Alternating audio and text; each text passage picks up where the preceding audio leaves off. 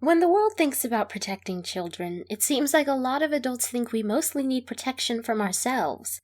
I keep hearing adults say that the world is a scary, broken place, and I know my family protects me from a lot of scary things, but my mind isn't one of those scary, broken things. I imagine that even though I need protecting, I also need to learn how to make decisions that I can live with, and decisions that bring me closer to the goals I set for myself.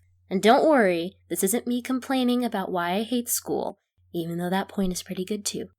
This is about my right as a child to be truly involved in the decisions that have to do with what I learn and how I learn it.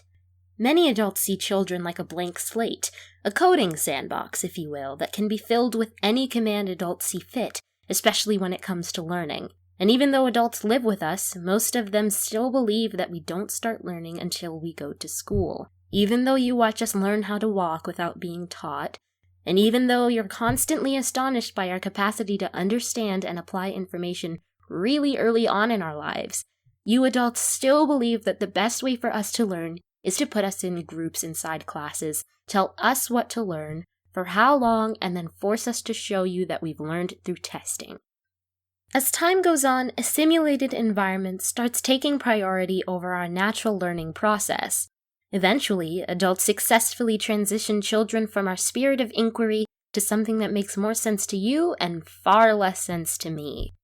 Then, when I do what I'm intended to do, which is to follow my interests while resisting pressure to sit still and fall in line, you call it misbehaving, and we get punished for not showing up in ways that are more convenient for the adults around us. Suddenly, we hold the responsibility of getting smart, getting jobs our parents want to brag about, and becoming an asset that makes people proud. Making people proud is cool and all, but I need to be able to say that I truly am proud of myself, and that I understand what I need in order to achieve my life goals, not yours. I, like all children, deserve to practice being in charge of my own life. And I get that I can't be in charge of all of it now, and I don't want to be. But I do feel ready to be in charge of my learning, which just means that my opinion should influence my parents' decision on anything that has to do with what I learn and how I learn it. My choice, their support. My ideas, their ability to help me find resources. And you know something? That design may or may not include school, but the point is that I'm an active participant in that decision. And when I am unruly, it may just be because your rules force me to make myself smaller, and to fit into what you need, which leaves me feeling like I have no choices, no power. And when people feel powerless, some of them push back. And that pushback is often an opportunity to learn what's happening with a child, not an opportunity to punish them so that they don't express their feelings the next time they feel that way. The notion that children are unable to develop useful skills in life without adults dictating every move is absurd. I am a person, not a chess piece, not an end result, not an experiment that a system should have access to.